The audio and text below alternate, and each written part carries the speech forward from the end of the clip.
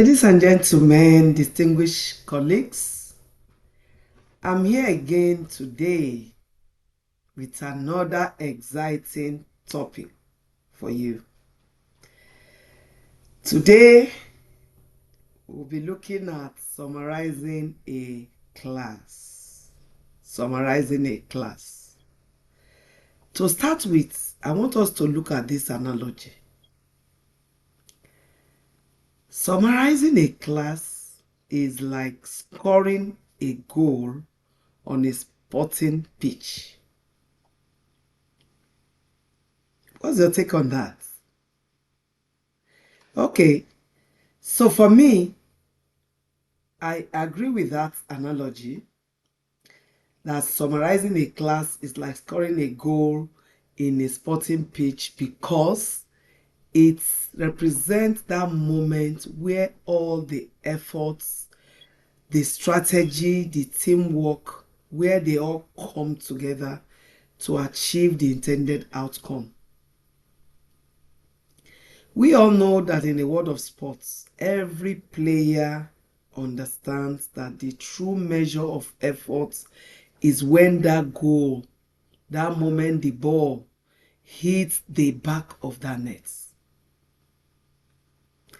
The goal is not an accident.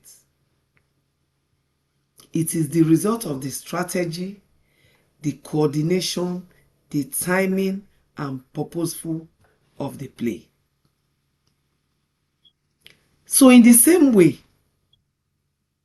in the classroom, the moment of summarizing a lesson is the lecturer's opportunity to score that winning goal. Let me explain it more.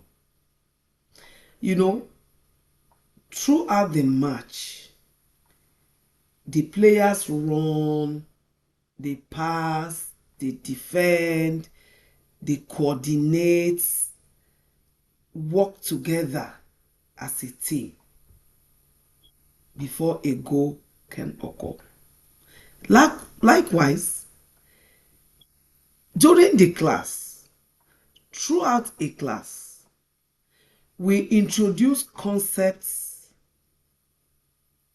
we explain ideas, we share ideas, we ask questions, provide guidance, we have discussions, and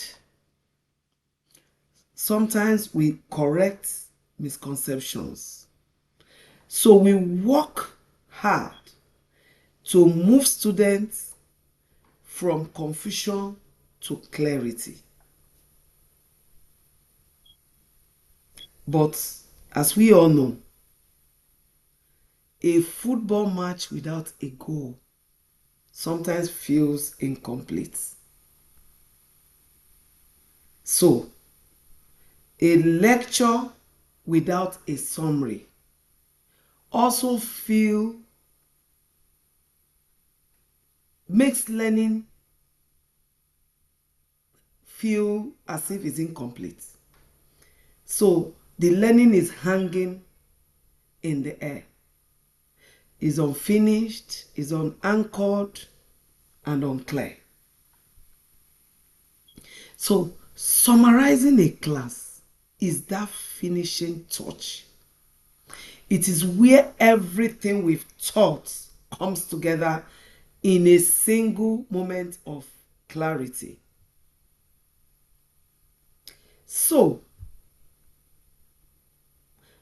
let me further break it down why the metaphor of scoring a goal on a sporting pitch of play is likened to summarizing a class.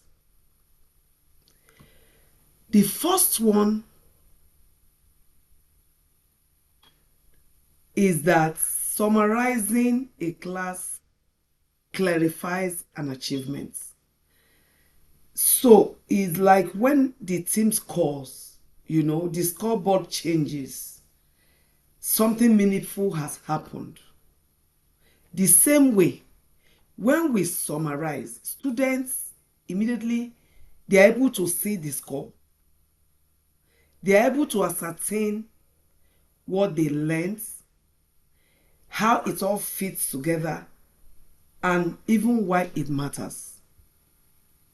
So the summary signals that learning has actually taken place and that the effort of both the lecturer and the students have produced the desired results. The second one, why it is very important to summarize a class, is that it strengthens our memory. You know, students remember the key takeaways when we highlight them clearly at the end of the class. They remember the key takeaways. Just like the way spectators in a football field, that a football match, would remember how the goal was scored even long after that match has ended. So the summary reinforces the big picture and helps the lesson to stick. The third is that the summary gives the direction to the next class. So the summary prepares the student for what is ahead. It connects today's lesson to that of tomorrow.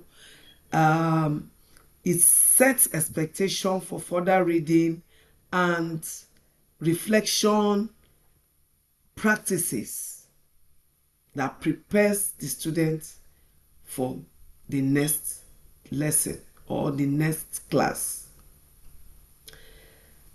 Finally, the summary validates our efforts. It validates our efforts. The summary celebrates the teaching and learning, the teamwork, the working together. It brings out the success of a class. So, colleagues, I want us all to remember that every class is like a match. Every concept is a pass. Every explanation we give is a strategic move. But the summary, that is our goal. That is where we ensure that the learning experience is complete, is coherent, and compelling. So let us not just teach, but to finish powerfully. Let us score goals in every class by delivering that summary that brings clarity, confidence, and the continuity for our students.